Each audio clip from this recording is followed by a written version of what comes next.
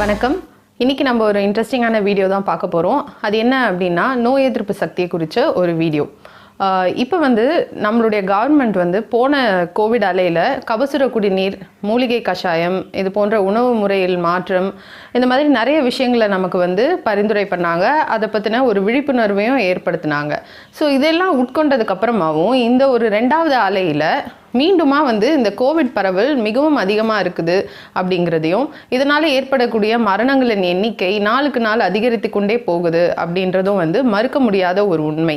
So இப்படி இருக்கிற நேரத்தில் உண்மையிலேயே இந்த ஒரு மூலிகை சாறு, இந்த ஒரு கபசுர குடிநீர், மூலிகை கஷாயங்கள், உணவு முறையில் இயற்கை மருந்துகளை, இயற்கை மருத்துவ குணம் கொண்ட நிறைய பொருள்களை நம்ம சேர்த்துக்கிறது, இது எல்லாம் உண்மையிலே நோய் எதிர்ப்பு சக்தியை அதிகரிக்குதா அப்படின்ற சந்தேகம் நமக்கு வரதான் செய்யுது. நிச்சயமாக வர்றதும் நியாயமான ஒரு விஷயம்தான். இதுக்கு என்ன ஒரு பதில்னா, ஒருவேளை அவைகள் நோய் எதிர்ப்பு சக்தியை கூட்டினாலும் ஒரு சில விஷயங்கள்னால இந்த கோவிட் பரவலும் இதனால் ஏற்படக்கூடிய மரணங்களும் தவிர்க்க முடியாததாக இருக்குது அப்படிங்கிறது தான் உண்மை.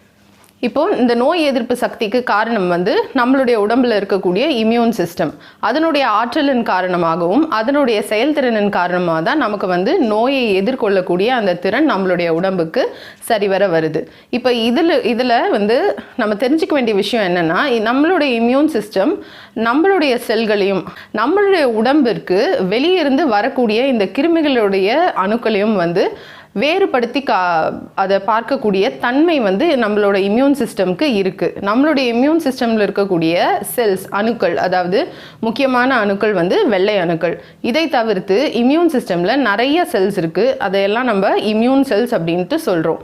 ஸோ இந்த நிறைய இம்யூன் செல்ஸ்க்கு நம்மளுடைய நோய் எதிர்ப்பு திறனை அதிகரிக்கக்கூடிய திறமை இருக்குது. ஸோ இது எல்லா செல்ஸுமே நம்மளுடைய உடம்பில் இருக்கக்கூடிய செல்ஸையும் வைரஸோட செல்லோ, பாக்டீரியாவோட செல்லோ, இல்லை ஃபங்கஸோட செல்லையோ பிரித்து பார்த்து எது வெளியிருந்து வந்திருக்கிறது அப்படின்றத பார்த்து அதை மட்டுமே செலக்டிவாக அழிக்கணும். இதுதான் நார்மல். ஆனால் ஒரு சில நேரங்களில் இந்த நோய் எதிர்ப்பு சக்தி அதிகரிக்க வேண்டிய ஒரு சூழ்நிலை, ஒரு இன்ஃபெக்ஷன் வரும்போது உண்டாகுது. ஸோ அப்படிப்பட்ட ஒரு கட்டத்தில் இந்த நோய் எதிர்ப்பு சக்தி நம்மளுடைய உடம்புக்கு பாதகம் ஏற்படுத்தக்கூடியதாக அமையுது. ஒரு சில நேரங்களில் நம்மளோட இம்யூன் சிஸ்டம் நார்மலாக இருக்கிறத விட, நார்மலாக கொடுக்க வேண்டிய ரெஸ்பான்ஸை விட அதிகமாக எக்ஸைட் ஆகியோ, இல்லை ஒரு ஹைப்பர் ரியாக்ஷன் ஆகியோ அது அதிகமான அந்த செயல்திறனை கொண்டு எக்ஸைட் ஆகிடுது. ஸோ இப்படிப்பட்ட ஒரு கண்டிஷனை ஹைப்பர் ரியாக்டிவ் இல்லைனா ஹைப்பர் ஆக்டிவ் இம்யூன் ரெஸ்பான்ஸ் அப்படின்னு சொல்லுவாங்க. ஸோ இதுக்கு ஒரு சிறந்த உதாரணம் என்னன்னு பார்த்தீங்கன்னா, இன்னைக்கு கோவிட் கேசஸில் டாக்டர்ஸ் கண்கூடாக பார்க்கக்கூடிய இந்த சைட்டோகைன் ஸ்டார்ம் அப்படின்ற ஒரு நிலை. இந்த நிலை ஏன் ஏற்படுது அப்படின்னா, நோய் எதிர்ப்பு சக்தி அதிகரிக்கக்கூடிய அந்த வேளையில் இந்த இம்யூன் செல்ஸுக்கு மத்தியில் மெசேஜ் பாஸ் பண்ணக்கூடிய அந்த ஃபங்க்ஷனை செய்கிறது தான் சைட்டோகைன் அப்படின்னு சொல்லக்கூடிய ஒரு சின்ன புரோட்டீன் மாலிக்யூல். ஸோ இந்த சைட்டோகைன்ஸ் பலவிதமாக இருக்குது. இவை எல்லாமே இந்த மெசேஜ் பாஸ் பண்ணக்கூடிய அந்த ஒரு வேலையை செய்யுது. அது மட்டும் இல்லாமல் இந்த சைட்டோகைன்ஸ்க்கு இன்னொரு முக்கியமான ஃபங்க்ஷனும் இருக்குது. அதை நம்ம சொல்லலாம். இந்த சைட்டோகைன்ஸோட இன்னொரு முக்கியமான ஃபங்க்ஷன் என்னன்னு பார்த்தீங்கன்னா, பிளட் வெசல்ஸோட திக்னஸை இது குறைச்சிரும்.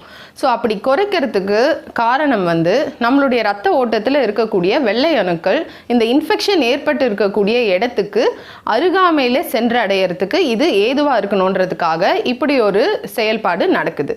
இதன் காரணமாக உள்ள ரத்த ஓட்டத்தில் ரத்த குழாய்களுக்கு உள்ளே இருக்கக்கூடிய வெள்ளை அணுக்கள், உதாரணத்துக்கு கோவிட்ல பார்த்தீங்கன்னா லங்கில் இன்ஃபெக்ஷன் ஆகுது இல்லைங்களா, அதனால நுரையீரல் அணுக்களுக்கு மிக அருகாமையில் அது ரத்த ஓட்டத்திலேருந்து வெளியே தன்னுடைய ஆற்றலை அது செலுத்தி வைரஸ் கிருமி, அதாவது கொரோனா வைரஸை கொல்லறதுக்கான முயற்சியில் அது ஈடுபடுது. இது நோய் எதிர்ப்பு சக்தியில் செய்யக்கூடிய ஒரு முக்கியமான விஷயம். ஸோ இப்படி அந்த இரத்த குழாய்கள்லேருந்து அணுக்கள் வெளியே வரும்போது, அணுக்கள் மட்டும் இல்லாமல் நம்மளுடைய ரத்தத்தில் இருக்கக்கூடிய லிக்விட் காம்பனண்ட், அதாவது பிளாஸ்மான்னு சொல்கிறோம் இல்லைங்களா, அதுவும் சேர்ந்து வெளியேறுது. அது வெளியேறும் போது இரத்த குழாய்களுக்குள்ள அந்த லிக்விட் காம்பனண்ட் குறைஞ்சி, அதாவது பிளாஸ்மாவோட கண்டென்ட் குறைஞ்சி அணுக்களோட கண்டென்ட், செல்ஸோட கண்டென்ட், செல்லுலர் காம்பனண்ட் அதிகமாயிடுது. இதன் காரணமாக அந்த ஒரு வெசலில் இருக்கக்கூடிய ரத்தம் உறைந்து போகிறதுக்கான வாய்ப்புகள் இருக்கிறது. ஸோ அப்படி ரத்தம் உறைந்து போனால், சிறிய அளவில் அது உறைந்ததுன்னா அதை மைக்ரோக்ளாட்னு சொல்கிறோம். அது ஏதாவது ஒரு கிரிட்டிக்கல் ஏரியாவில் ஒரு வைட்டல் ஆர்கனில் போய் அது லாட்ஜ் ஆச்சுன்னா, போய் தங்குச்சு அப்படின்னா, அந்த ஒரு உறுப்புக்கு போக வேண்டிய இரத்த ஓட்டம் சீராய் நடக்கிறதுக்கான வாய்ப்புகள் குறைவு. அது மட்டும் இல்லாமல் இந்த இரத்த உறைவு அந்த ஒரு இரத்த குழாயுடைய அளவுக்கே நடந்ததுன்னா, அதாவது ஒரு பெரிய கிளாட், ஒரு பெரிய பிளக்காக ஃபார்ம் ஆகி அந்த இரத்த குழாயில் இருக்கக்கூடிய இரத்த ஓட்டத்தை அடைச்சிருச்சுன்னா, அந்த ஒரு பாயிண்ட்லேருந்து ஃபர்தராக பிளட் ட்ராவல் பண்ணுறதுக்கான வாய்ப்புகள் இல்லை. ஸோ ரத்தம் அங்கேயே உறைந்து கிளாட் ஆகி மேற்கொண்டு அதை தாண்டி ரத்தம் போகிறதுக்கான வாய்ப்புகள் இல்லாமல் போகிறதுனால மற்ற ஆர்கன்ஸ்க்கு ரத்தம் குறைஞ்சு போயிடுது, இல்லை ரத்த ஓட்டம் நின்று போய் விடுகிறது. நமக்கு நல்லாவே தெரியும், ரத்தத்தில் தான் நமக்கு ஆக்சிஜன் கேரி ஆகுது எல்லா திசுக்களுக்கும் அப்படிங்கிறது நமக்கு நல்லா தெரியும். ஸோ ரத்த ஓட்டம் நின்று போய்விடுகிறது அல்லது சீரான ஓட்டம் பாதிக்கப்படுது அப்படின்னாலே ஆக்சிஜன் லெவல் குறைஞ்சிரும். நம்மளுடைய டிஷ்யூஸ்க்கும் ஆர்கன்ஸ்க்கும் கிடைக்க வேண்டிய ஆக்சிஜன் லெவல் ரொம்ப அதிகமாகவே குறைஞ்சி போயிடுது. இதன் காரணமாக கோவிட் கேஸில் நம்ம எடுத்துக்கிட்டோம்னா லங்ஸில் போதுமான ஆக்சிஜன் அந்த செல்ஸ்க்கு கிடைக்காது. இதனால் லங் ஃபெயிலியர் ஏற்படலாம். இதே வேறு ஏதாவது ஒரு ஆர்கன் நம்ம எக்ஸாம்பிள் எடுத்துக்கிட்டோம்னா ஹார்ட், அங்கே போய் இந்த கிளாட் லாட்ஜ் ஆச்சுன்னா ஹார்ட் ஃபெயிலியர் ஆக வாய்ப்புகள் இருக்குது. அதே மாதிரி லிவர் ஃபெயிலியர், கிட்னி, இந்த மாதிரி மற்ற ஆர்கன்ஸை அஃபெக்ட் பண்ணுறதுக்கான வாய்ப்புகள் இருக்குது. இப்போ கோவிடில் நம்ம இந்த பர்டிகுலர் கேஸ் நம்ம பார்த்துக்கிட்டோம்னா இந்த சைட்டோகைன் ஸ்டார்ம் அப்படின்னு நம்ம இதை சொல்லுவோம். இந்த இன்க்ரீஸ்ட் லெவல்ஸ் ஆஃப் சைட்டோகைன்ஸ், இது சைட்டோகைன் ஸ்டார்ம். இதனால் ஏற்படக்கூடிய விளைவுகள் நம்ம இப்போ சொன்னோம், ஆர்கன் ஃபெயிலியர் வரைக்கும் இது கொண்டு போய் விடும். ஸோ இதை எப்படி நம்ம கண்டுபிடிக்கிறது, என்ன சிம்டம்ஸ் அப்படின்ட்டு பார்த்தீங்கன்னா, முதல் சிம்டம் ஹை ஃபீவர். இது சைட்டோகைன் ஸ்டார்ம் ஏற்படுதுன்னா கண்டிப்பாக இந்த ஒரு சிம்டம் இருக்கும், ஹை ஃபீவர் இருக்கும். அடுத்ததாக நியூரலாஜிக்கல் சிம்டம்ஸ், அதாவது நரம்பியல் பிரச்சனைகள் ஏற்படலாம். இதில் என்னென்ன சொல்கிறாங்கன்னா, மசில் பெயின், தசை வலி, அப்புறம் வலிப்பு வரதுக்கான வாய்ப்புகள். அது மட்டும் இல்லாமல் உங்களுக்கு காக்னிட்டிவ் ஃபங்க்ஷன்ஸ், அதாவது சிந்திக்கிற திறன், செயல்திறன், இது எல்லாமே குன்றி போகக்கூடிய வாய்ப்புகள் இருக்குது. அடுத்த கட்டம் பார்த்தீங்கன்னா இதில் கோமாக்கு கூட சிலர் போகலாம். அடுத்த சிம்டம் பார்த்தீங்கன்னா செப்சிஸ், அதாவது கிருமி நம்மளுடைய ரத்தத்தில் ஊடுருவி விடுறது. ஸோ இதன் காரணமாக செப்டிக் ஷாக்னு சொல்லுவாங்க. அதுக்கு அடுத்த நிலை பார்த்தீங்கன்னா மரணம் தான், டெத். ஸோ இதை எப்படி கண்டுபிடிக்கிறது அப்படின்னு பார்த்தீங்கன்னா, அது மருத்துவர்கள் கையில் தான் இருக்குது. அவங்க கோவிட் மேனேஜ்மெண்ட்டுக்காக ட்ரீட்மெண்ட் எல்லாம் நடத்தும் போது சில டெஸ்ட் அவங்க எடுத்துப்பாங்க, மார்க்கர் ப்ரோட்டீன்ஸ்னு சொல்லுவோம். அந்த ஒரு டெஸ்ட்டுகளை பயன்படுத்தி அவங்க இந்த சைட்டோகைன் ஸ்டார்மை கணிக்கிறதுக்கான வாய்ப்புகள் இருக்குது. நம்ம முன்னாடியே ஹாஸ்பிட்டல் அணுகும் பட்சத்தில் வாய்ப்புகள் இருக்குது. ஓகே, இதுக்கு என்ன ட்ரீட்மெண்ட் அப்படின்னு நீங்கள் கேட்டிங்கன்னா, இப்போ தான் நம்ம முக்கியமான கட்டத்துக்கு வந்திருக்கோம் அப்படின்றத நான் உறுதியாக சொல்லுவேன்.